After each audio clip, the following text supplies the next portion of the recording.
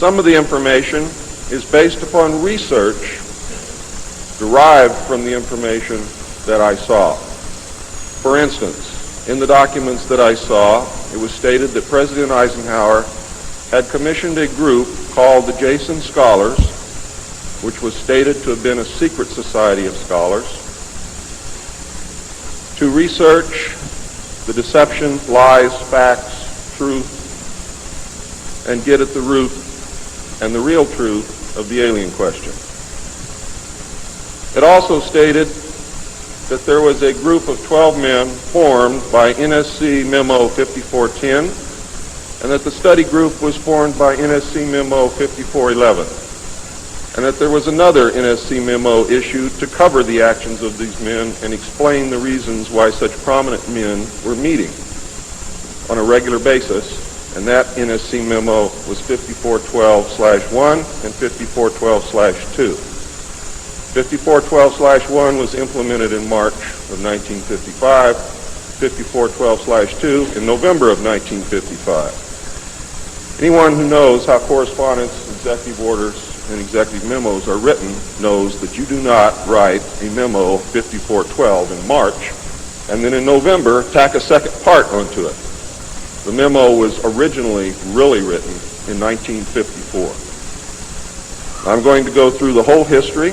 I'm going to have to leave a few things out simply because it's going to be impossible to cover everything in the hour and a half that I have. Before I begin, I would like to read two quotes to you. The first is attributed to Mr. Alistair Cook, who said, quote, "I'll be astounded if this planet is still going 50 years from now. I don't think we will reach 2000. It would be miraculous," unquote. Winston Churchill said, and I quote, "We seem to be moving, drifting, steadily against our will, against the will of every race and every people and every class, towards some hideous catastrophe. Everyone wishes to stop it, but they do not know how." What do you think he was referring to? Ronald Reagan stated on October 18, 1983, in a meeting with Thomas Dine, who is the executive director of the American Israel Public Affairs Committee. And I quote Ronald Reagan, "You know, I turn back to your ancient prophets in the Old Testament and the signs foretelling Armageddon, and I find myself wondering if we're the generation that is going to see that come about.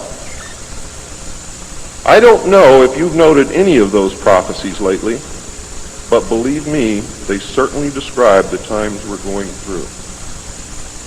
Now, ladies and gentlemen, during this talk that I'm going to give you, I'm going to explain to you the history of this phenomenon, who the secret government really is, and I will name them by name: beginning group, the study group.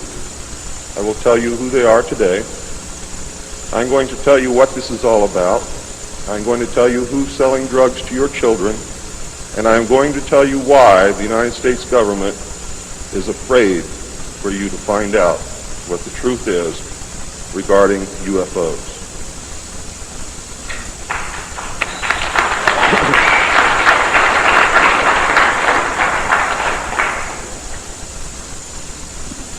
I'm going to skip over the early saucer recoveries, but there are many more than what you would expect. The early saucers,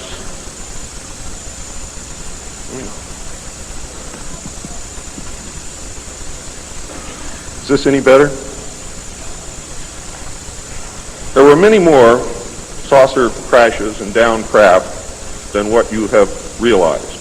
There were many more alien bodies recovered, and there were more live aliens recovered than what you are aware of.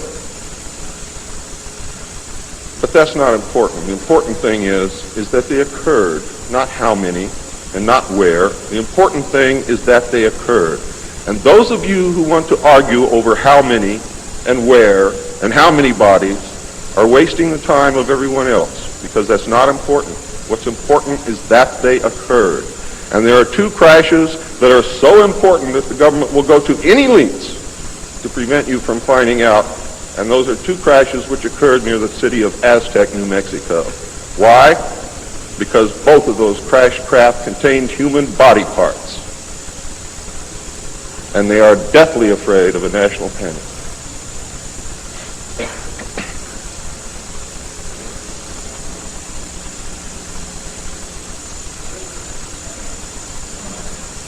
Because of this, there was a very, very tight security blanket screwed down tight over all of the alien question. The downed craft, the fact that they were here, the technology that we were recovering. Some craft, strangely enough, were not damaged at all. But we could not recognize anything that we had previously known as mechanical, electrical, hydraulic, or any other thing that we knew of, except eventually we discovered that the craft contained a small reactor approximately the size of a large football or a small basketball, which was said to be a clean reactor, and the craft, this particular craft, used or seemed to use water as fuel. Now, how that all works, I don't know. I am not a nuclear physicist. Thank God. A special group of America's top scientists were organized under the name Project Sign in December of 1947 to study the phenomena. There was no such thing at that time as MJ-12. The whole nasty business was contained within the shroud of secrecy. Project Sign evolved into Project Grudge in December of 1948. A very low-level collection and disinformation project named Blue Book was formed under Grudge. 16 volumes were to come out of Grudge, including the controversial Grudge 13, which I and Bill English saw, read, and revealed to the public. Blue teams were put together to recover the crashed discs and dead or alive aliens. The blue teams were later to evolve into alpha teams under Project Pounce and Project Pluto. During these early years, the United States Air Force and the Central Intelligence Agency exercised complete control over the alien secret. The Air Force was later to be dropped because it was a young service and had no political power and could not overcome the power of the Army and the Navy. In fact, the CIA was formed by presidential executive order, first as a Central Intelligence Group for the express purpose of dealing with the alien presence. Later, the National Security Act was passed, establishing it as the Central Intelligence Agency. The National Security Council was established to oversee the intelligence community and especially the alien endeavor. It was not created specifically to form national policy. In fact, you can say that the National Security Council was the forerunner of MJ-12, and there was another group between MJ-12 and the National Security Council, which is to come later. A series of National Security Council memos and executive orders removed the CIA from the sole task of gathering foreign intelligence and slowly but thoroughly legalized direct action in the form of covert activities at home and abroad. On December 9, 1947, Truman approved issuance of NSC-4, entitled Coordination of Foreign Intelligence Information Measures, at the urging of Secretaries Marshall, Forrestal, Patterson, and the Director of the State Department's Policy Planning Staff, Kennan, who, by the way, were all members of the Council on Foreign Relations. The Foreign and Military Intelligence Book 1, Final Report of the Select Committee to Study Governmental Operations with Respect to Intelligence Activities, United States Senate, 94th Congress, Second Session, Report number 94-755, April 26, 1976, page 49 states, this directive empowered the Secretary of State to coordinate overseas information activities designed to counter communism. A top-secret annex to NSC-4, which was NSC-4 Alpha, or 4A, for those of you who are confused by military terms, instructed the Director of Central Intelligence to undertake covert psychological activities in pursuit of the aims set forth in NSC-4, and secretly was to run a psychological operation against the American public to hide the presence of UFOs and aliens. The initial authority given the CIA for covert operations under NSC 4A did not establish formal procedures for either coordinating or approving these operations. How many of you understand what I just said to you? Not too many. Let me explain it.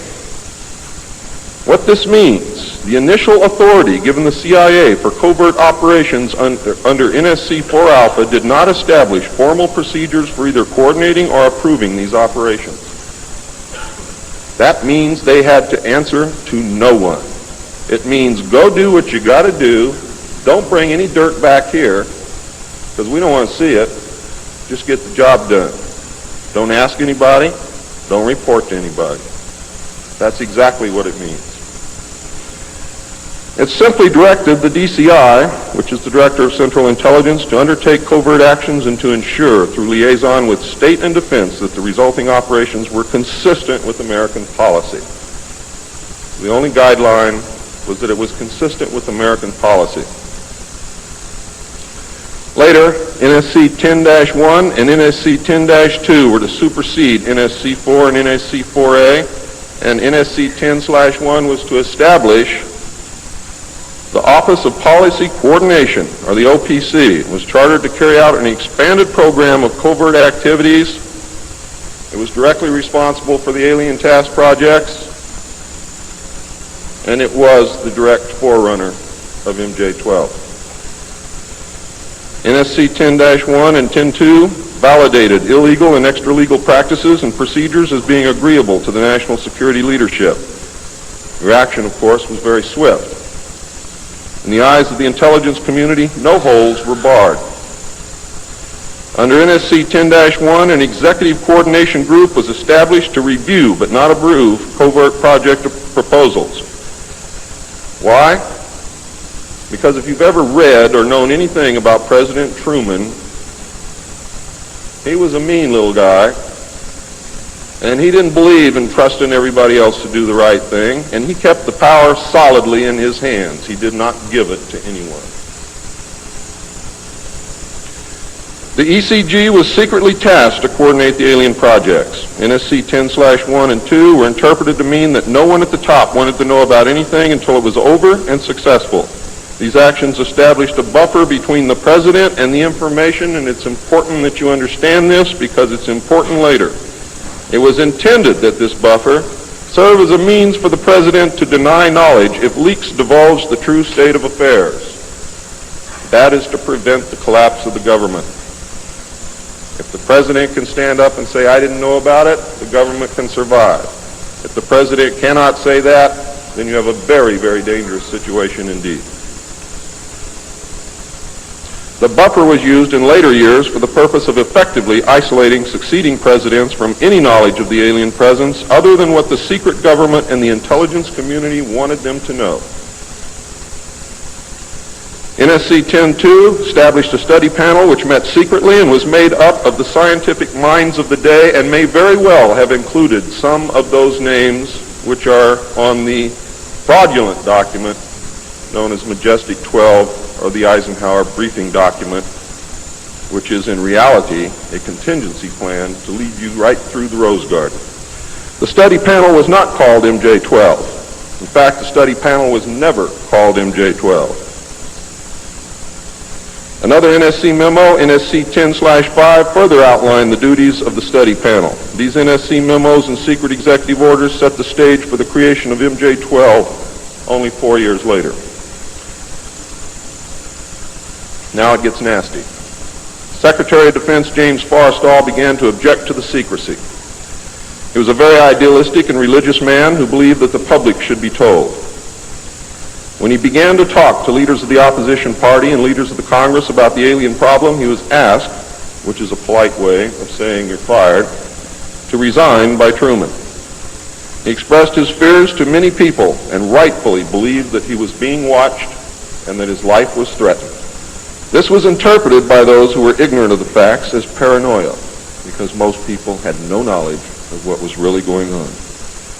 Forrestal later was said to have suffered a mental breakdown and was admitted, they say, actually, he was committed to Bethesda Naval Hospital against his will. In fact, it was feared that Forrestal would begin to talk again, and he had to be isolated, discredited, and shut up. Sometime in the early morning of May 22nd, 1949, agents of the CIA tied a sheet around his neck, fastened the other end to a fixture in his room, and threw James Forrestal out the window. The sheet tore, and he plummeted to his death, and he became one of the first victims of the cover-up. The live alien that had been taken from the 1949 Roswell crash was called EB. It was short for extraterrestrial biological entity, and all aliens are not called EB. EB had a tendency to lie, and for over a year would give only the desired answers to questions asked. Those questions which would have resulted in an undesirable answer went unanswered. At some point during the second year of captivity, he began to open up, and the information derived from EB was startling, to say the least. And this compilation of his revelations became the foundation of what would later be finished, called the Yellow Book. Photographs were taken of EB, which among others, I and Bill English were to view years later in Grudge 13. Why do they keep the aliens in a Faraday-shielded environment? Because they have a tendency to disappear right through walls. And if you can prevent the transmission of electromagnetic energy, you can stop them from doing it. In late 1951, EB became ill.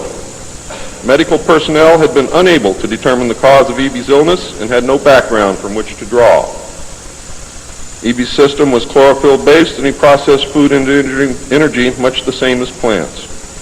Waste material was excreted almost exactly the same as plants. It was decided that an expert in botany was called for. A botanist, Dr. Guillermo Mendoza, was brought in to try and help him recover. Those of you who have been looking for him on medical lists will not find him there. He was a PhD in botany. Dr. Mendoza worked to save EB until mid-1952 when EB died. Dr. Mendoza eventually, according to the information that I read, became the expert on at least this type alien biology. In a futile attempt to save EB and to try and gain favor with this technological superior alien race, the United States began broadcasting a call for help early in 1952 into the vast regions of space. If you know they're better than you, and if you know they can lick you, you better try and be friends with them, and that's what this effort was all about. The call went unanswered, but the project continued as an effort of good faith.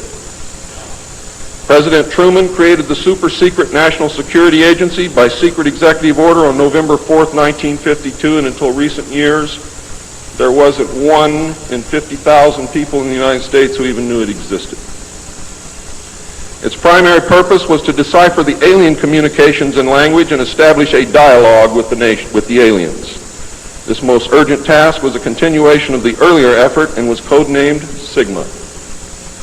The secondary purpose of the NSA was to monitor all communications and emissions from any and all devices worldwide for the purpose of gathering intelligence, both human and alien, and to contain the secret of the alien presence.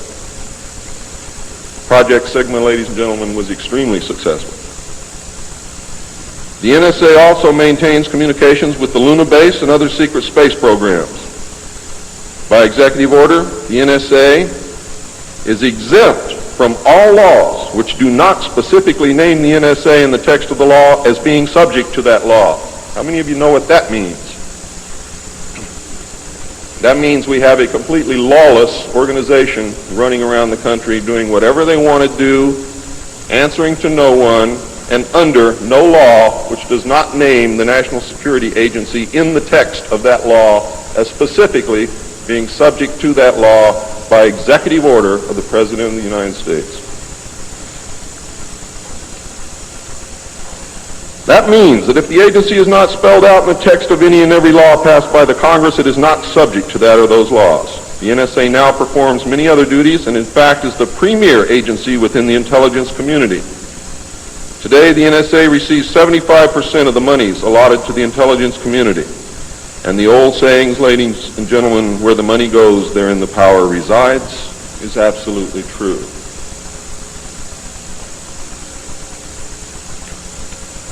The DCI today is mainly a figurehead. He is in charge of the CIA. The CIA does have many functions which are useful to this country and some which are deadly to us. The DCI, of course, is in charge of that agency. But he is not, as everyone thinks, the head of the intelligence community.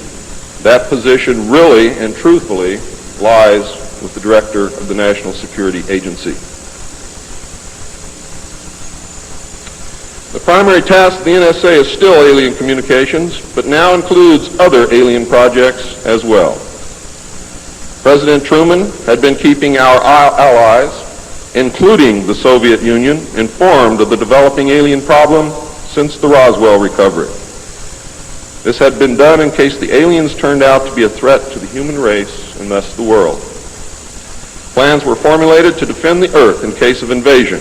These were international plans, which included most of the countries of the world. Great difficulty, however, was encountered in maintaining international secrecy. It was decided that an outside group was necessary to coordinate and control international efforts in order to hide the secret from the normal scrutiny of governments by the press. The result was the formation of a secret society which became known as the Bilderbergers. The headquarters of this group is in Geneva, Switzerland. The Bilderbergers evolved into a secret world government that now controls everything. The United Nations was then, and is now, an international joke.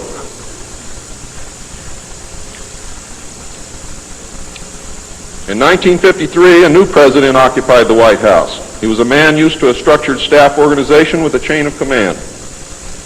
His method was to delegate authority and rule by committee. He made major decisions, but only when his advisors were unable to come to consensus, and when he was in the Army, he was known as the diplomat.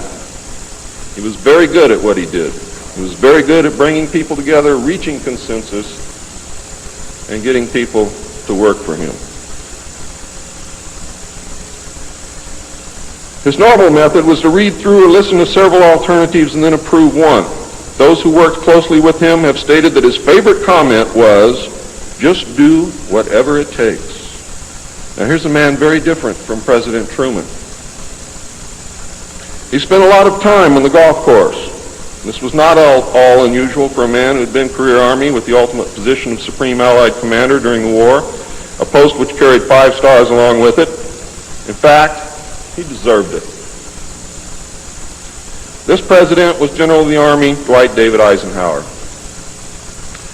During his first year in office, 1953, at least 10 more crash discs were recovered, along with 26 dead and 4 live aliens.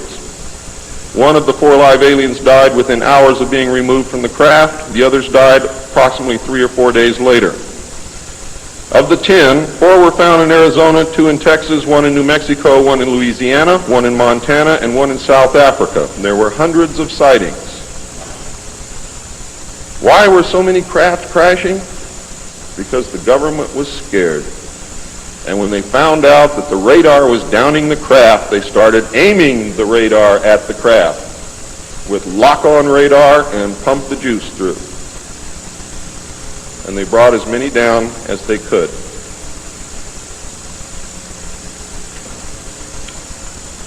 Eisenhower knew that he had to wrestle and beat the alien problem. He knew that he could not do it by revealing the secret to the Congress, because, in fact, isn't that the same as telling the public? Early in 1953, the new president turned to his friend and fellow member of the Council on Foreign Relations, Nelson Rockefeller, for help with the alien problem.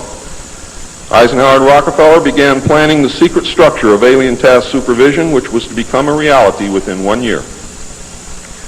The idea for MJ-12 was thus born. It was Nelson's uncle Winthrop Aldrich who had been crucial in convincing Eisenhower to even run for president. The whole Rockefeller family, and with them the Rockefeller empire, had solidly backed Eisenhower. Asking Rockefeller for help with the alien problem was to be the biggest mistake Eisenhower ever made for the future of the United States and most probably all of humanity, as you will soon see. What he literally did with this act, ladies and gentlemen, is abdicate the presidency to a secret group. Within 1 week of Eisenhower's election, he had appointed Nelson Rockefeller chairman of a presidential advisory committee on government organization. Rockefeller was responsible for planning the reorganization of the government. New Deal programs went into one single cabinet position called the Department of Health, Education, and Welfare. When the Congress approved the new cabinet position in April of 1953, Nelson was named to the post of Undersecretary to Ovida Culp Hobby. In 1953, also, astronomers discovered large objects in space which were moving toward the Earth, and it was first believed that they were asteroids. However, if you know much about astronomy, you know that you can predict or project backward orbital paths of bodies in space and determine where they come from, what they're doing, where they're going, and what their orbital path really is. Well, this failed to pan out, and the evidence proved that the objects could only be spaceships intelligently guided. Project Sigma intercepted alien communications, and when the objects reached the Earth, they took up a very high orbit around the equator. There were several huge ships, and their actual intent was unknown. Project Sigma and a new Project Plato, through radio communications using the computer binary language, which the aliens understand very well, they're very mathematical minded, was able to arrange a landing that eventually resulted in face-to-face contact with alien beings from another planet. Project Plato was tasked with establishing diplomatic relations with this race of space aliens. But in the meantime, something else happened. In the meantime, a race of human-looking aliens contacted the United States government. Where this happened, I do not know. I wish that I did. This alien group warned us against the aliens that were orbiting the equator and offered to help us with our spiritual development. They demanded that we dismantle and destroy our nuclear weapons as the major condition. They refused to exchange technology, citing that we were spiritually unable to handle the technology which we then possessed, and has not that been true throughout our history? They believed that we would use any new technology to destroy each other, as we always have. This race stated that we were on a path of self-destruction, and we must stop killing each other, stop polluting the earth, stop raping the earth's natural resources, and learn to live in harmony with each other and with nature. These terms were met with extreme suspicion, especially the major condition of nuclear armament, disarmament, and I have to say that I could not blame them in the face of so many uncertainties and so many alien surprises staring them directly in the face. It was believed that meeting that condition would leave us helpless in the face of an obvious alien threat. We also had nothing in history to help with the decision. Nuclear disarmament was not considered to be within the best interests of the United States, and the overtures were rejected. Later in 1954, the race of large-nosed gray aliens which had been orbiting the Earth landed at Holloman Air Force Base. It happened in 1954, ladies and gentlemen. If you take everything that Bob Ebenegger has ever said and subtract 10 years from it, you will be right on the money. A basic agreement was reached. An alien named Krill was left as a pledge that they would return and formalize the agreement. In effect, he was a hostage. This race identified themselves as originating from a planet around a red star in the constellation of Orion, which we call Betelgeuse. I believe that that's a lie. They lie a lot, and they deceive a lot, and it is evident through every action that they've ever done with us. The truth is, ladies and gentlemen, these creatures might be from Mars, really. They claim that they are from a planet which revolves around the red star, which we call Betelgeuse. They stated that their planet was dying and that at some unknown future time they would no longer be able to survive there. This led to a second landing at Edwards Air Force Base. The historical event had been planned in advance, and details of the treaty had already been agreed upon. Eisenhower arranged to be in Palm Springs on vacation. On the appointed day, the president was spirited away to the base, and the excuse was given to the press that he was visiting the dentist for a toothache. President Eisenhower met with the aliens, and a formal treaty between the alien nation and the United States of America was signed. We then received our first alien ambassador from outer space. His name and title, and I know it sounds ridiculous, but it's absolutely true.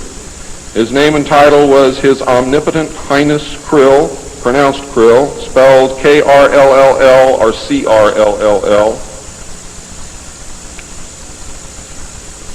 In the American tradition of disdain for royal titles, he was secretly called Original Hostage Krill, or O-H Krill, so that Americans would not have to say, Your Omnipotent Highness.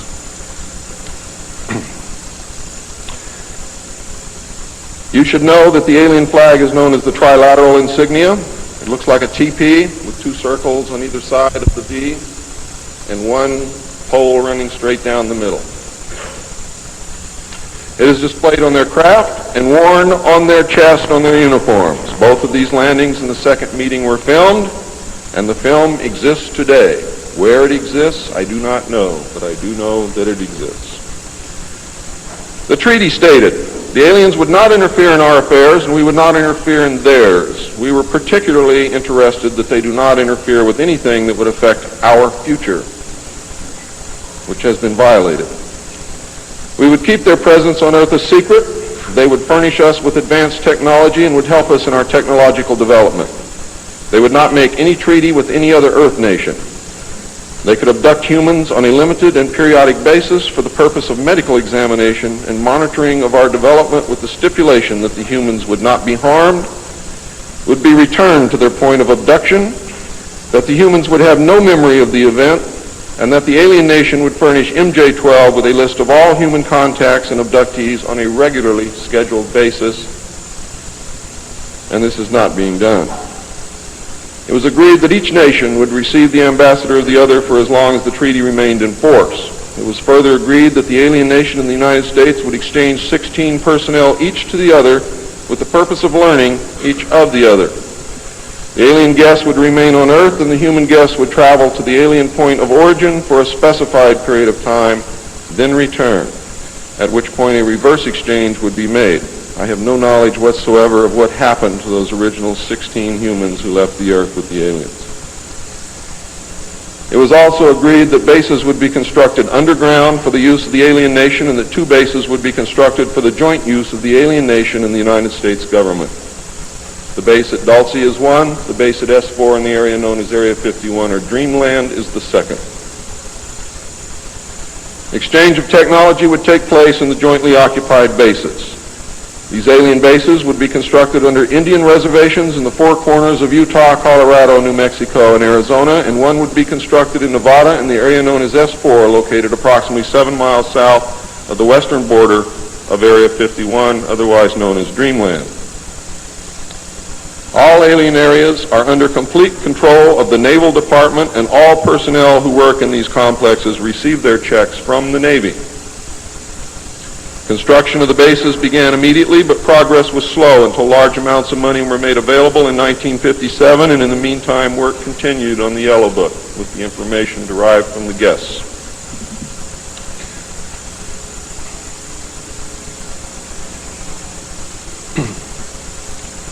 I would like to say at this time that the movie that most of you may have seen, how many of you saw Close Encounters of the Third Kind? That movie was absolutely true. Those events did take place.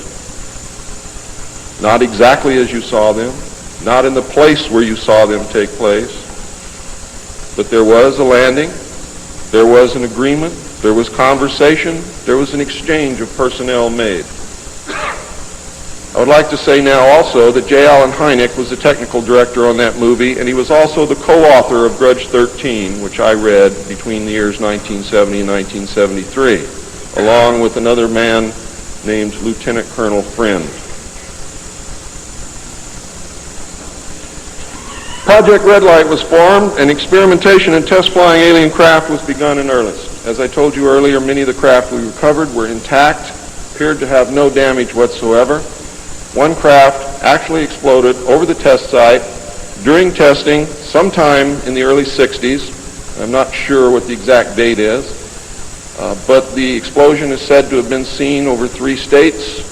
Project Red Light, according to the information that I have, was postponed at that time because they had no idea what had happened or why the craft had exploded, but they lost the pilots, and the project went on hold.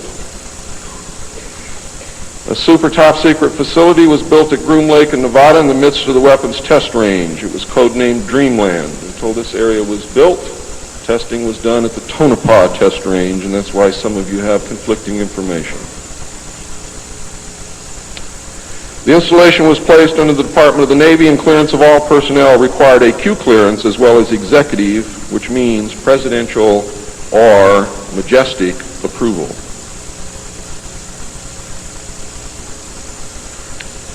This is ironic due to the fact that the President of the United States does not have clearance to visit the site. Many of you did not know that. The President of the United States cannot enter Area 51. There are very many other areas which he cannot enter also. The alien base and exchange of technology actually took place in an area known as S4. Area S4 was codenamed the Dark Side of the Moon. The Army was tasked to form a super secret organization to furnish security for all alien task projects. This organization became the National Reconnaissance Organization based at Fort Carson, Colorado. The specific teams trained to secure the projects were called Delta. A second project, codenamed Snowbird, was promulgated to explain away any sightings of the red light craft as being Air Force experiments. The Snowbird craft were manufactured using conventional technology and were flown for the press on several occasions, and those of you who are my age or older will remember, as children or young adults, going to the movie and seeing in the Movie-Tone newsreel the Avro car and other strange-looking saucer craft that were developed by the United States and the Canadian Armed Forces as a part of Project Snowbird. Project Snowbird was also used to debunk legitimate public sightings of alien craft, also called UFOs. Project Snowbird was very successful, and reports from the public declined steadily until recent years. But not just due to Project Snowbird. There was an intense ridicule, denial, and debunking campaign going on since the beginning. People stopped reporting what they saw. A multi-million-dollar secret fund was organized and kept by the military office of the White House. This fund was used to build over 75 deep underground facilities. Presidents who asked were told the fund was used to build deep underground shelters for the president in case of war. Only a few were built for the president. Millions of dollars were funneled through this office to MJ-12 and then out to the contractors, and was used to build top-secret alien bases as well as top-secret dumb or deep underground military bases. I think dumb is very appropriate. And the facilities promulgated by Alternative 2 throughout the nation. President Johnson used this fund to build a movie theater and pave the road on his ranch, and I believe he also used it to fix his shower. He had no idea of its true purpose, but he felt that because it was military money, it was his money. The secret White House Underground Construction Fund was set up in 1957 by President Eisenhower. And you can forget Truman, because Eisenhower has done everything that's been done to us, not intentionally, not to hurt us, in the beginning to protect us. The funding was obtained from Congress under the guise of construction and maintenance of secret sites where the president could be taken in case of military attacks, called presidential emergency sites. The sites are literally holes in the ground deep enough to withstand a nuclear blast and are outfitted with state-of-the-art communications equipment. To date, there are more than 75 sites spread around the country that I can account for, which were built using money from this fund. The Atomic Energy Commission has built at least an additional 22 underground sites, again, that I can account for. The location and everything to do with these sites were and are considered and treated as top secret. The money was and is in control of the military office of the White House, and was and is laundered through a circuitous web that even the most knowledgeable spy or accountant cannot follow. As of 1980, only a few at the beginning and end of this web knew what the money was for. At the beginning were Representative George Mahan of Texas, the chairman of the House Appropriations Committee and of its Defense Subcommittee, and Representative Robert Sykes of Florida, chairman of the House Appropriations Military Construction Subcommittee. Today, it was rumored that House Speaker Jim Wright controlled the money in Congress and that a power struggle was underway to remove him. We all know what happened there, but I could not substantiate by any source the fact that he was in charge of the money. It is a rumor. At the end of the line were the President, MJ-12, the Director of the Military Office, and a commander at the Washington Navy Shipyard. The money was authorized by the Appropriations Committee, who allocated it to the Department of Defense as a top-secret item in the Army construction program. The Army, however, ladies and gentlemen, could not spend it, and, in fact, did not even know what it was for. Authorization to spend the money was in reality given to the Navy. You'll find out why the Navy has control of all this a little bit later. It will become clear to you. The money was channeled to the Chesapeake Division of the Navy Engineers, who did not know what it was for either. Not even the commanding officer, who was an admiral, knew what the fund was to be used for. Only one man, a Navy commander, who was assigned to the Chesapeake Division, but in reality was responsible only to the military office of the White House, knew of the actual purpose, amount, and ultimate destination of the top-secret fund. The total secrecy surrounding the fund that meant that almost every trace of it could be made to disappear by the very few people who controlled it. There has never been, and most probably never will, be an audit of this secret money. Large amounts of this money were transferred from the top secret fund to a location at Palm Beach, Florida that belongs to the Coast Guard called Peanut Island. The island is adjacent to property which was owned by Joseph Kennedy. The money was said to have been used for landscaping and general beautification. The money did not begin to be transferred to Peanut Island until shortly after Kennedy's assassination. Some time ago, a TV news special on the Kennedy assassination told of a Coast Guard officer transferring money in a briefcase to a Kennedy employee across this property line. It was on television. Could this have been a secret payment to the Kennedy family for the loss of their son, John F. Kennedy? I think it was, but I can't prove it. The payments continued through the year 1967 and then stopped. The total amount transferred is unknown and the actual use of the money is unknown. Meanwhile, back at the ranch, Nelson Rockefeller changed positions again. He had been in sort of a holding position until the time was ripe, and now the time was right. This time he was to take C.D. Jackson's old position, which had been called the Special Assistant for Psychological Strategy. With Nelson's appointment, the name was changed to the Special Assistant for Cold War Strategy. This position would evolve over the years into the same position Henry Kissinger was ultimately to hold under President Nixon. Officially, he was to give advice and assistance in the development of increased understanding and cooperation among all peoples. Sounds very nice and innocent, doesn't it? The official description, of course, was a smokescreen. For secretly, he was the presidential coordinator for the intelligence community. In his new post, Rockefeller reported directly and only to the president. He attended meetings of the Cabinet, the Council on Foreign Economic Policy, and the National Security Council, which was the highest policy-making body in the government. Nelson Rockefeller was also given a second important job as the head of the secret unit called the Planning Coordination Group, which was formed under NSC 5412/1 in March of 1955. However, the memo was written in 1954 at the same time that NSC 5410 and NSC 5411 were written. It was not used until it was needed. The group consisted of different ad hoc members depending upon the subject on the agenda. The basic members were Rockefeller, a representative of the Department of Defense, a representative of the Department of State, and the Director of Central Intelligence.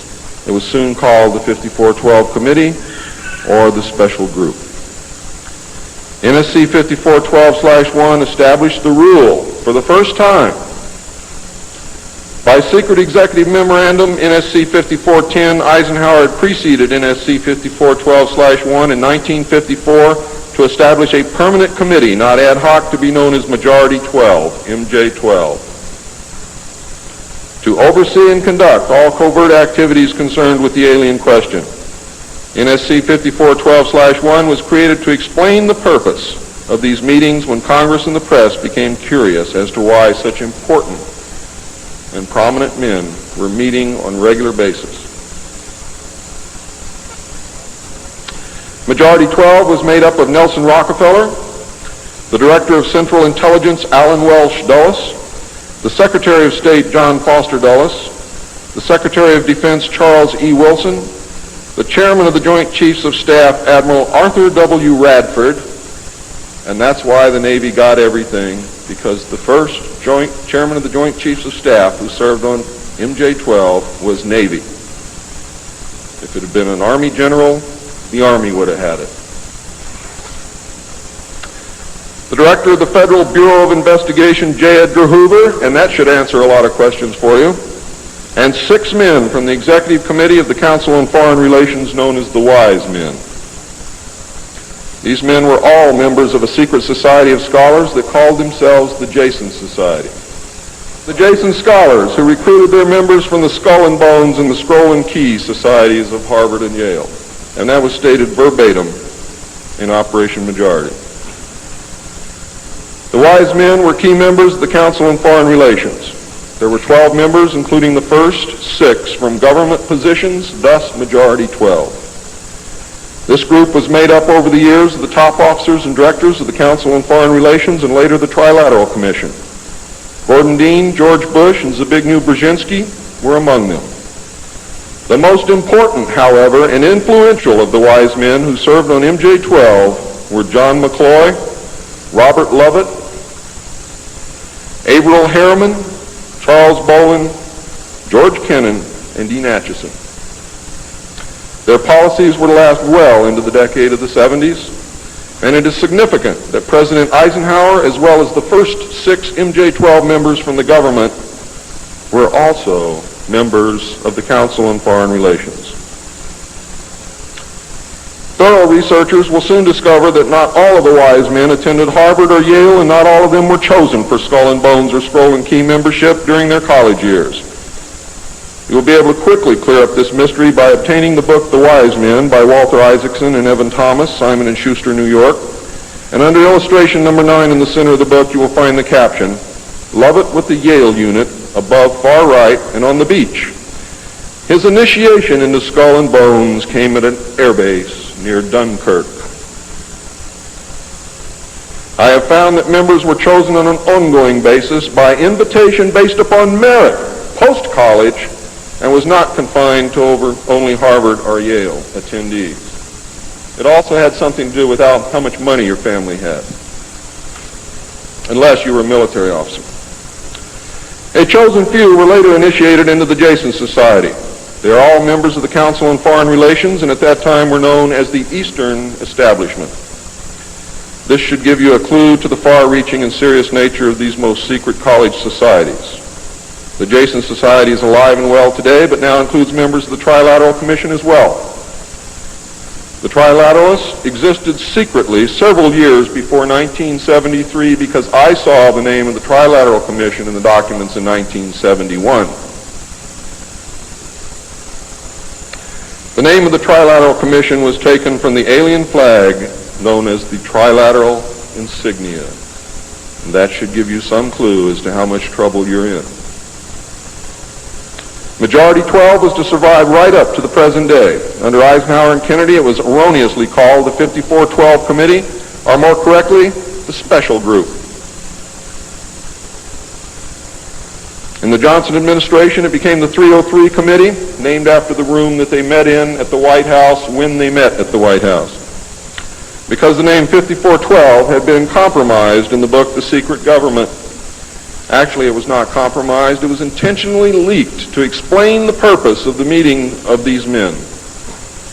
so that no one would go looking for NSC 5410 and NSC 5411.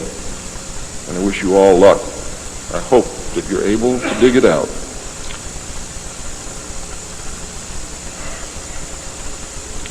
Actually, NSC 5412/1 was leaked to the author to hide the existence of NSC 5410. Under Nixon, Ford, and Carter, it was called the 40 Committee, and under Reagan, it became the PI 40 Committee. But over all those years, only the name changed. The positions remained the same. By 1955, it became obvious that the aliens had deceived Eisenhower and had broken the treaty. Mutilated humans, yes, mutilated humans, were being found along with mutilated animals, and yes, mutilated animals, and those of you who doubt that this is taking place should leave your job, should leave your home, should do whatever you have to do, and go look for yourself, because it's important that you know it and that you believe it.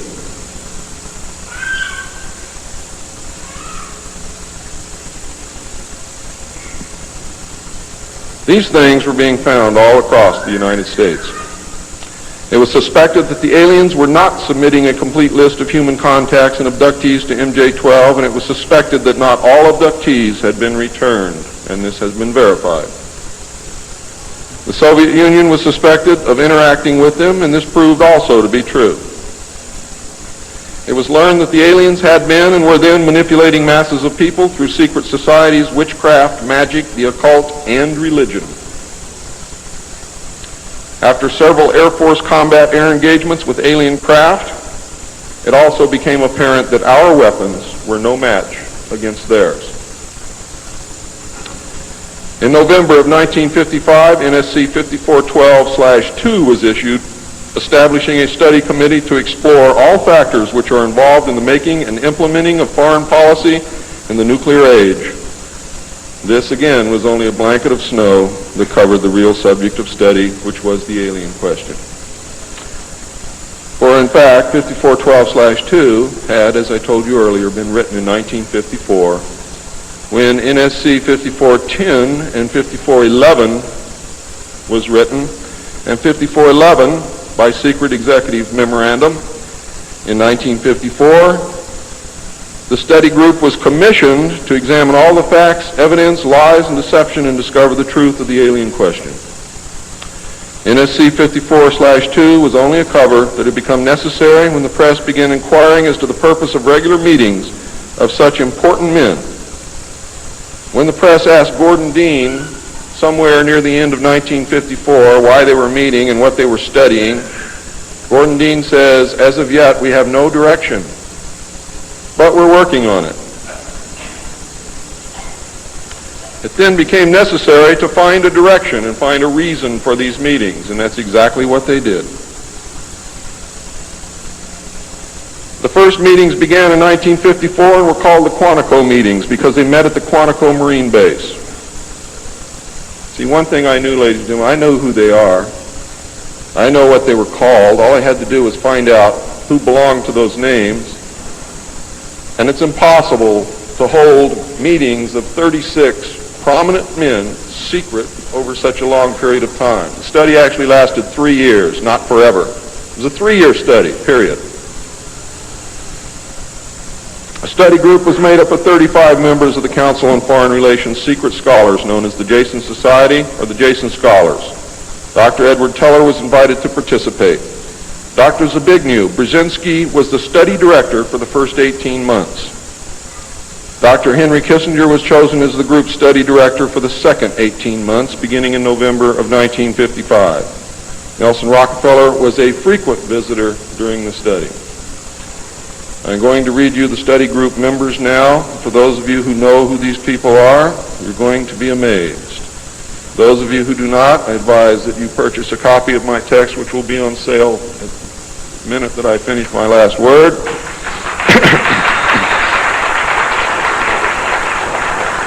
And research everything that I'm telling you, and your own research will tell you that I am telling you the truth, and I don't have to do that. You see, I'm a witness. I'm not a ufologist, and I'm not by profession a researcher. I'm doing this because I want the Constitution put back where it belongs.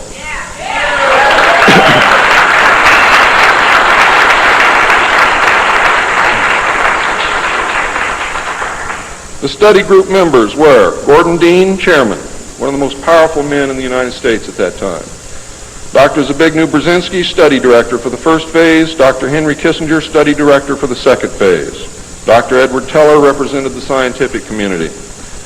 Major General Richard C. Lindsay, Hanson W. Baldwin, Lloyd V. Berkner, Frank C. Nash, Paul H. Nitze, Charles P. Noyes, Frank Pace Jr., James A. Perkins, Don K. Price, David Rockefeller, Oscar M. Rubhausen, Lieutenant General James M. Gavin, Carl P. Haskins, James T. Hill Jr., Joseph E. Johnson, Mervyn J. Kelly, Frank Altschul, Hamilton Fish Armstrong, Major General James McCormick Jr., Robert R. Bowie, McGeorge Bundy, William A. M. Burden, John C. Campbell, Thomas K. Findletter, George S. Franklin Jr., I. Rabbi, Roswell L. Gilpatrick, N. E. Hallaby, General Walter Bedell Smith, called Beetle, Henry DeWolf Smythe, Shields Warren, Carol L. Wilson, and Arnold Wolfers. Now, these aren't bad guys. They were a study group. And the first MJ-12 was not made up of bad guys. They were made up of concerned Americans. What happened later became bad. The yanking of power away from the president, the formation of a secret government, the sale of drugs to the American people, etc., etc., etc. And I'm going to cover most of those things before I'm finished. It's about time. The second phase meetings were also held at the Marine base at Quantico, Virginia, and the group became known as Quantico II. Nelson Rockefeller built a retreat somewhere in Maryland which could only be reached by air for MJ-12 and the study committee so that they could meet away from public scrutiny. He donated the land, he built the facilities. Say hello for me, Phil.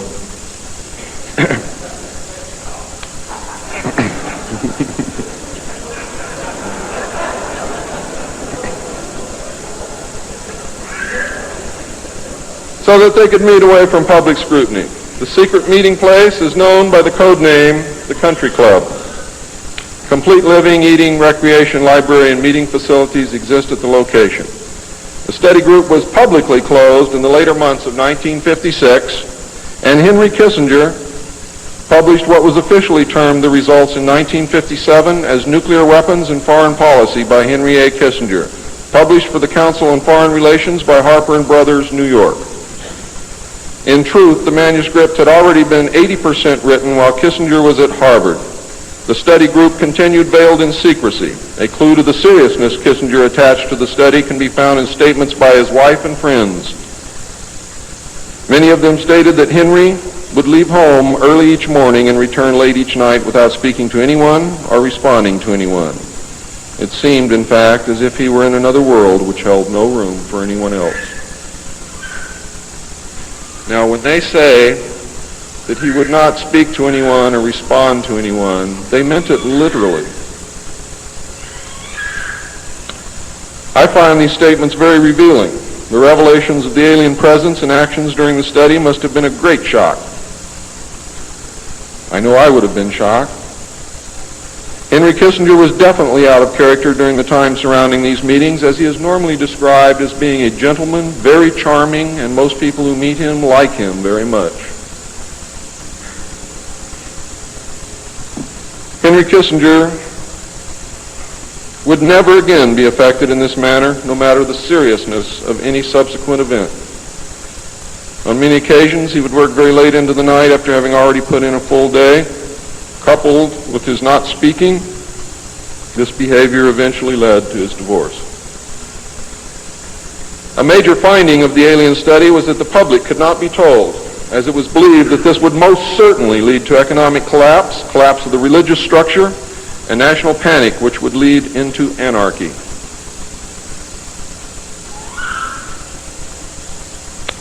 Secrecy thus continued.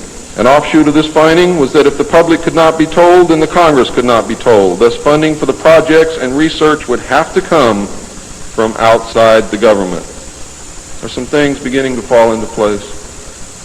Without aliens, you cannot make sense of anything else that's been happening for the 44 years. You put the aliens in the middle of this stuff and you've got all the answers, every one of them. In the meantime, money was to be obtained from the military budget and from CIA confidential non-appropriated funds. Another major finding was the aliens were using humans and animals for a source of glandular secretions, enzymes, hormonal secretions, blood, and in horrible genetic experiments. The aliens explain these actions as necessary to their survival. What I'm going to tell you now is very sad if it's true, because I am unable to weed through the lies and deception and really find the truth. All I know is what they told us. They stated that their genetic structure had deteriorated and that they were no longer able to reproduce. They stated that if they were unable to improve their genetic structure, their race would soon cease to exist. We looked upon their explanations with extreme suspicion. Since our weapons were literally useless against the aliens, MJ-12 decided to continue friendly diplomatic relations with them until such time as we were able to develop a technology which would then enable us to challenge them on a military basis.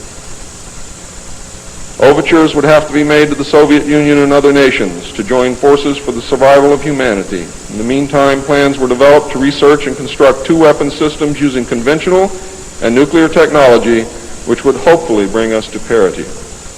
The results of the research were projects Joshua and Excalibur. Joshua was a weapon captured from the Germans, which at that time was capable of shattering 4-inch thick armor plate at a range of 2 miles using low-frequency aimed sound waves. And it was believed that this weapon would be effective against the alien craft and beam weapons. Excalibur was a weapon carried by missiles not to exceed 30,000 feet above ground level, not to deviate from designated target more than 50 meters, that would penetrate 1,000 meters of tufa hard-packed soil such as that found in New Mexico, would carry a 1 megaton warhead, and was intended for use in destroying the aliens in their underground bases. Joshua was developed successfully but never used to my knowledge. Excalibur was not pushed until recent years, and now there is an unprecedented effort to develop this weapon. The people who are working on these weapons tell us that they have never been pushed so hard in their history working on any project than they are being pushed to develop Project Excalibur. Now, what I'm going to read you next may upset some of you, but it's absolutely true. The events at Fatima in the early part of the century were scrutinized. On suspicion that it was alien manipulation, an intelligence operation was put into motion to penetrate the secrecy surrounding the event. The United States utilized its Vatican moles that had been recruited and nurtured during World War II and soon obtained the entire Vatican study, which included the prophecy. And I don't care what you've ever read before, you have not read the true prophecy. This prophecy stated that if man did not turn from evil and place himself at the feet of Christ, the planet would self-destruct and the events described in the book of Revelations would indeed come to pass. It stated that a child would be born who would unite the world with a plan for world peace and a false religion beginning in 1992. By 1995, the people would discern that he was evil and was indeed the Antichrist. World War III would begin in the Middle East in 1995 with an invasion of Israel by a united Arab nation using conventional weapons, which would culminate in a nuclear holocaust in the year 1999. Between 1999 and 2003, most of the life on this planet would suffer horribly and die as a result. The return of Christ would occur in the year 2011. Is this true? I don't know. I know that it was decided by the United States government that this was indeed an alien event, and I believe that this is more deception which is being heaped upon us. So don't go out of here thinking that the world is going to end tomorrow because of this. It might because of something else, and I'm going to talk about that, but not because of this.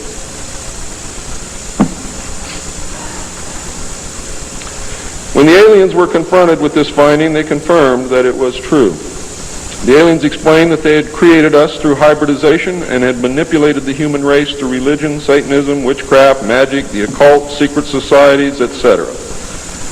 They further explained that they were capable of time travel and the events would indeed come to pass. Later exploitation of alien technology by the United States and the Soviet Union utilizing time travel confirmed that indeed something bad was going to happen. The aliens showed a hologram which they claimed was the actual crucifixion of Christ, which the government filmed. We did not know whether to believe them or not. Were they using our genuine religions to manipulate us? Or were they indeed the source of our religions with which they had been manipulating us all along? Or was this the beginning scenario of the genuine end times and the return of Christ which had been predicted in the Bible? No one knew the answer, and I don't know the answer either. A symposium was held in 1957, which was attended by some of the great scientific minds then living. It was held in Huntsville, Alabama. They reached the conclusion that by or shortly after the year 2000, the planet would self-destruct due to increased population and man's exploitation of the environment without any help from God or the aliens.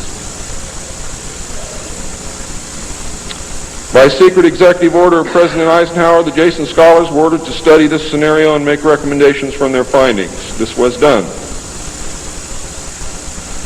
The Jason Society confirmed the finding of the scientists and made 3 recommendations called Alternatives 1, 2, and 3. Alternative 1 was to use nuclear devices to blast holes in the stratosphere from which the heat and pollution could escape into space. I'll buy heat, but I'll never buy pollution. Change the human cultures from that of exploitation into cultures of environmental protection. Of the 3, this was decided to be the least likely to succeed due to the inherent nature of man and the additional damage the nuclear explosions would themselves create. Alternative 2 was to build a vast network of underground cities and tunnels in which a select representation of all cultures and occupations would survive and carry on the human race. The rest of humanity would be left to fend for themselves on the surface of the planet. Alternative 3 was to exploit the alien and conventional technology in order for a select few to leave the Earth and establish colonies in outer space. I am not able to either confirm or deny the existence of batch consignments of human slaves which would be used for the manual labor in the effort as a part of the plan. The moon, codenamed Adam, would be the object of primary interest, followed by the planet Mars, codenamed Eve. As a delaying action, all 3 alternatives included birth control, sterilization, forced if necessary, and the introduction of deadly microbes to control or slow the growth of the Earth's population. AIDS is only one result of these plans. There are others. It was decided, since the population must be reduced and controlled, that it would be in the best interest of the human race to rid ourselves of the undesirable elements of our society. The joint U.S. and Soviet leadership dismissed Alternative 1, but ordered work to begin on Alternative 2 and 3 virtually at the same time. Those of you in the state of Washington who report hearing machinery underground are probably correct. In 1959, the RAND Corporation hosted a deep underground construction symposium. I have a copy of this symposium report, which I'm not supposed to have, but nevertheless I have it, approximately this thick. In the symposium report, machines are pictured and described which could bore a tunnel 45 feet in diameter at the rate of 5 feet per hour in 1959. Just think what they can do now. It also displays pictures of huge tunnels and underground vaults containing what appear to be complex facilities and possibly even cities. It appears that the previous 5 years of all-out underground construction had made very significant progress by that time. The ruling powers decided that one means of funding the alien-connected and other black projects was to corner the illegal drug market.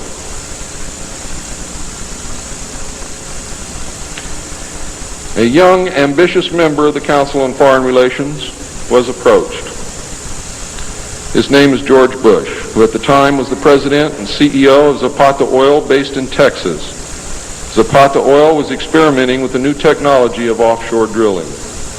It was correctly thought that the drugs could be shipped from South America to the offshore platforms by fishing boat, where it would then be taken to shore by the normal transportation used for supplies and personnel. By this method, no customs or law enforcement agency would subject the cargo to search. George Bush agreed to help and organize the operation in conjunction with the CIA. The plan worked better than anyone had thought and has since expanded worldwide, and there are now many other methods of bringing the illegal drugs into the country. But it must always be remembered that George Bush began the sale of drugs to our children. Now, if you think I'm crazy, get off your butt and start digging, because you will find out that it's absolutely true. The CIA now controls all the world's illegal drug markets. The official space program was boosted by President Kennedy in his inaugural address when he mandated that the United States put a man on the moon before the end of the decade.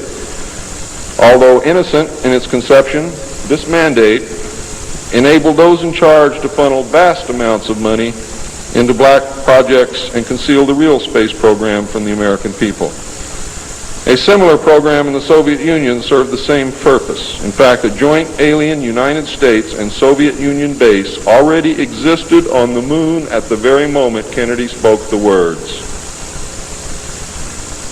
On May 22, 1962, a space probe landed on Mars and confirmed the existence of an environment which could support life. Not long afterward, the construction of a colony on the planet Mars began in earnest. Today, there is a colony which exists on the planet Mars. It is a United States-Russian alien facility.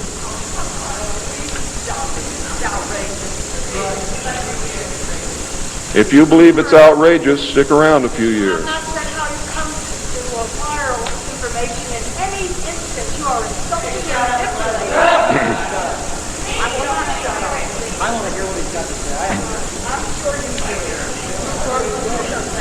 This is very disturbing information, and I don't expect anyone to believe it. I don't expect one of you to believe what I'm telling you.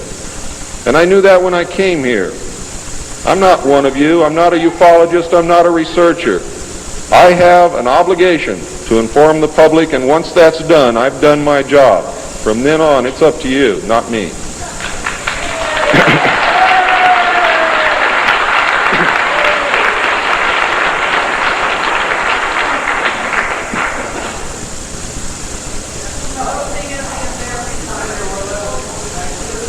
This colony exists on Mars, populated by specially select people from different cultures and occupations taken from all over the earth.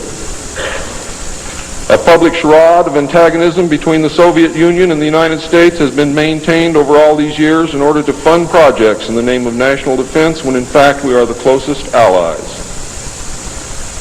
At some point, President Kennedy discovered portions of the truth concerning the drugs and the aliens. He issued an ultimatum in 1963 to MJ-12. President Kennedy assured them that if they did not clean up the drug problem, he would. He informed MJ-12 that he intended to reveal the presence of aliens to the American people within the following year, and ordered a plan developed to implement his decision. President Kennedy was not a member of the Council on Foreign Relations and knew nothing of Alternative 2 or Alternative 3 that I can find out. Internationally, the operations were supervised by an executive committee known as the Policy Committee. In the United States, they were supervised by MJ-12, and in the Soviet Union by a sister organization. President Kennedy's decision, of course, struck fear into these people. His assassination was ordered by the Policy Committee, and the order was carried out by agents of MJ-12 in Dallas. President John F. Kennedy was murdered by the Secret Service agent who drove his car in the motorcade, and the act is plainly visible in the film. It was stated in the documents that I saw. The assassin's name is William Greer. Watch the driver and not Kennedy when you view the film, when you can find a film that even shows it. All of the witnesses who were close enough to the car to see William Greer shoot Kennedy were themselves all murdered within 2 years of the event. That's fact. The Warren Commission was a farce, and Council on Foreign Relations members made up the majority of its panel. They succeeded in snowing the American people, and they hid the truth. And many other patriots who have attempted to reveal the alien secret have also been murdered throughout the intervening years.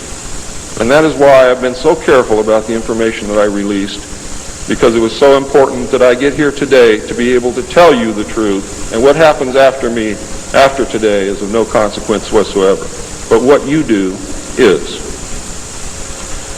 During the era of the United States' initial space exploration and the moon landings, every launch was accompanied by alien craft. A moon base dubbed Luna was sighted and filmed by the Apollo astronauts. Domes, spires, tall round structures which look like silos, huge T-shaped mining vehicles which left stitch-like tracks in the lunar surface, and extremely large as well as small alien craft appear in the photographs. It is, in fact, a joint United States, Russian, and alien base. The space program is a farce and an unbelievable waste of money. Alternative 3 is a reality, and it is not at all science fiction. Most of the Apollo astronauts were severely shaken by this experience, and their lives and subsequent statements reflect the depths of the revelation and the effect of the muzzle order which followed. They were ordered to remain silent or suffer the extreme penalty, death, which was termed an expediency. One astronaut actually did talk to the British producers of the TV expose Alternative 3, confirming many of the allegations. However, I do not know who it was. In the book, Alternative 3, the pseudonym Bob Groden was used in place of the astronaut's identity. It was also stated that he committed suicide in 1978. This cannot be validated by any source, and I believe that several so-called facts in the book are really disinformation. However, I can assure you that Alternative 3 is real. I firmly believe that this disinformation is a result of pressure put upon the authors and is meant to nullify the effect upon the populace of the British TV expose entitled Alternative 3. The headquarters of the international conspiracy is in Geneva, Switzerland. The ruling body is made up of representatives of the governments involved, as well as the executive members of the group known as the Bilderbergers. Meetings are held by the policy committee when necessary on a nuclear submarine beneath the polar ice cap.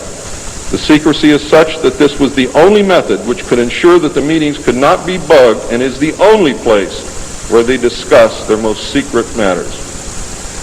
I can say that the book is at least 70% true from my own knowledge and the knowledge of my sources. I believe that the disinformation was an attempt to compromise the British TV expose with information which could be proven false, just as the Eisenhower briefing document was released here in the United States under the contingency plan Majestic 12, and which can also be proven false. Since our interaction with the aliens began, we have come into possession of technology beyond our wildest dreams. A craft named Aurora exists at Area 51, which makes regular trips into space. It is a one-stage ship called a TAV, or Trans-Atmospheric Vehicle. And it can take off from the ground using a 7-mile runway, go into high orbit, return on its own power, and land on the same runway. We currently have and fly atomic-powered alien craft at Area S4 in Nevada. Our pilots have made interplanetary voyages in these craft and have been to the Moon, Mars, and other planets aboard these craft. There's a group of pilots at the base who wear a patch, which has a little alien peeking over the bottom. It has, I think, 3 or 4 letters at the top. I forget what they are, but John Lear knows what they are. There is a picture of Saturn and a picture of Mars in the photograph, and in the background there are 7 stars which are strangely shaped just like the stars in the Pleiades group. What that means, I don't know. We have been lied to about the true nature of the moon, the planets Mars and Venus, and the real state of technology that we possess today at this very moment. There are areas in the moon where plant life grows and even changes color with the seasons. And this seasonal effect is because the moon does not, as claimed, always present the exact same side to the Earth or the sun.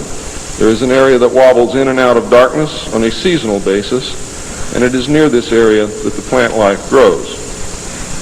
The moon does have a few man-made lakes and ponds upon its surface, and clouds have been observed and filmed in its atmosphere. How many of you remember the period of time, several years, when almost every reported alien craft that was reported landed was on or near water and appeared to be pumping water into the craft? How many of you remember that? Quite a few. The water went to the moon, ladies and gentlemen, to change the moon. And it is working.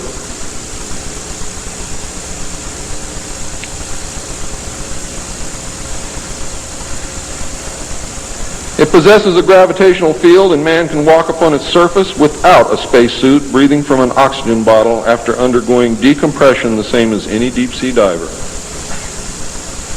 Ladies and gentlemen, if you can come from 1,200 feet underwater to the surface through decompression, you can go from the surface to 1 atmosphere of vacuum.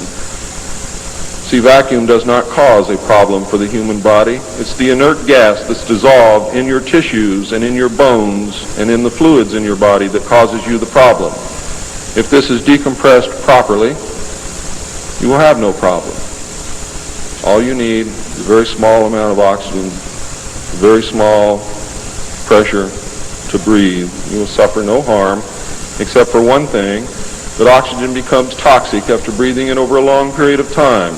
Therefore, excursions would have to be of a minimal time length. Other than that, there is no reason why you or anyone else cannot walk on the surface of the moon or in space in a vacuum without a spacesuit. How do I know? I used to be one of the world's experts on deep sea mixed gas breathing mixtures for divers and on deep saturation diving. When I was the head of the department of the Mixed Gas Deep Saturation Diving Division of the College of Oceaneering. And I can tell you now, it's much easier to decompress to a vacuum and walk on the surface of the moon than it is to bring a man up from 600 feet. I have seen the photographs, and some of them were actually published in a book called We Discovered Alien Bases on the Moon by Fred Steckling. However, all the photographs are not there, but there are some very good ones. I would advise you to buy the book. I would advise you to look at the photographs. Get the NASA number and send for them. I doubt that you can still get them, but at one time you could. In 1969, a confrontation broke out between the human scientists and the aliens at the Dulce Underground Lab. The aliens took many of our scientists hostage. Delta forces were sent in to free them, but were no match against the alien weapons. 66 of our people were killed during this action. As a result, we withdrew from all joint projects for at least 2 years. A reconciliation eventually took place, and once again we began to interact. As far as I know, today we are interacting with the aliens. Now,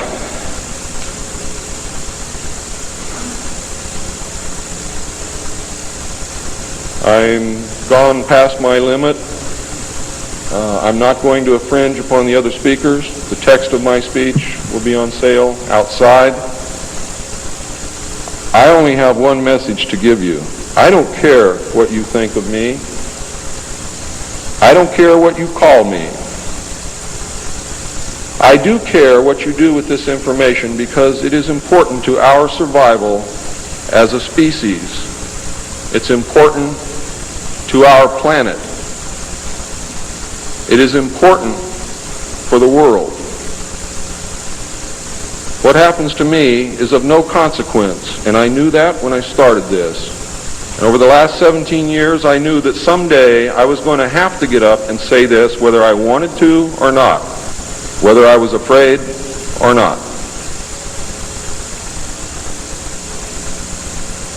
Now I am here, and now it is done.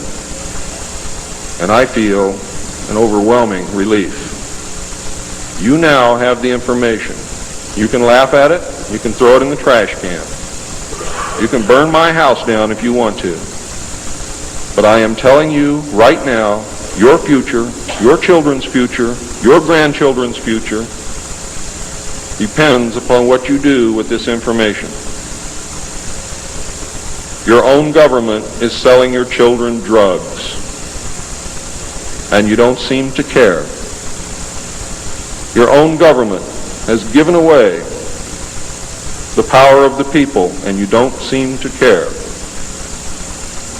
There is an apathy that is running rampant in this country that is deadly, whether or not there are aliens.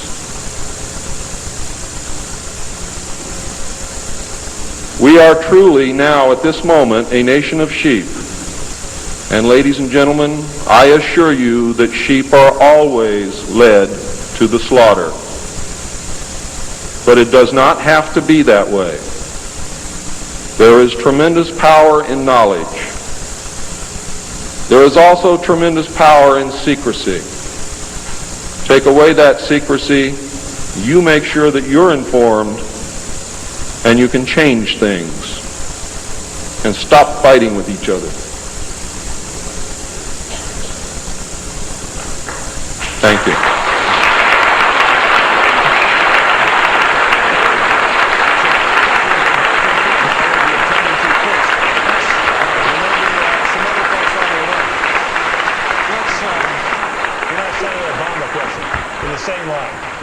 The three astronauts of Apollo 11 who went to the moon back in 1969 all said that they believe there is life beyond Earth. Do you agree? You know, I don't know, and I don't presume to know. What I know is there is life here on Earth, and that we're not attending to life here on Earth. We're not taking care of kids who are alive and unfortunately are not getting health care. We're not taking care of senior citizens who are alive and are seeing their heating prices go up. So as president, those are the people I will be attending to first. There may be some other folks on their way.